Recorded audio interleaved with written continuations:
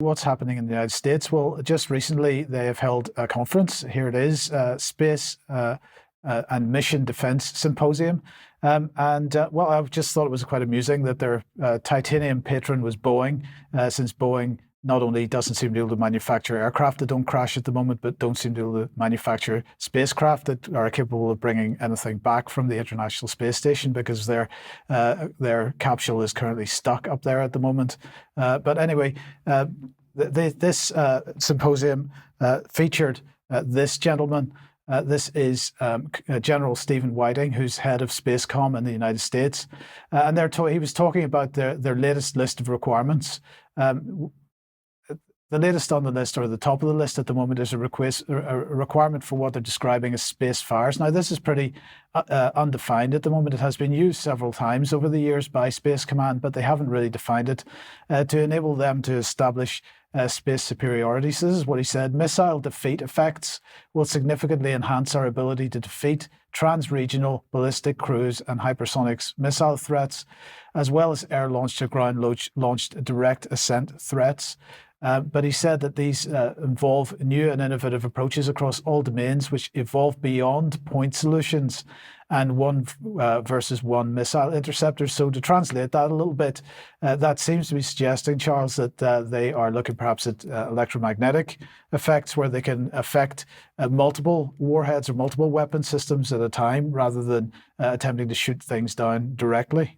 Yeah, I think that'd be exactly right, which of course begs the question, if it can be done there, it can certainly be done elsewhere, but will it be? Indeed. So if we bring him back on, then he went on to say this: dynamic space operations is based on the idea that in a future fight, some of our assets in space must be able to do what our terrestrial assets do all the time: maneuver and sustain themselves. Doing so will allow our space-based capabilities to execute their mission until the objectives are met, not until they run out of the gas they launched with. And so the question is, what is this power source going to be that is going to survive until the mission is complete? And the only thing that I can think of would be some kind of nuclear power source.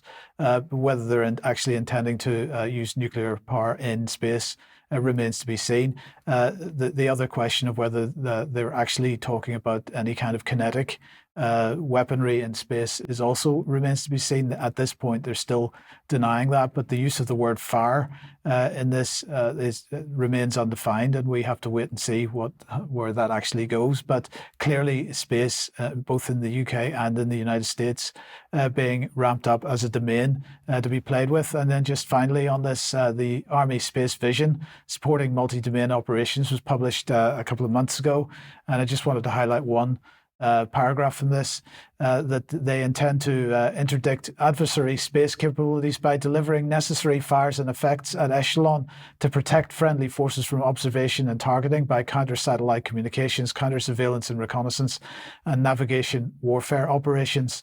And again, to translate that a little bit, it's a bit unclear whether interdict means blow up. But certainly, they certainly mean to disrupt the ability of so-called enemies from observing them or their so-called allies.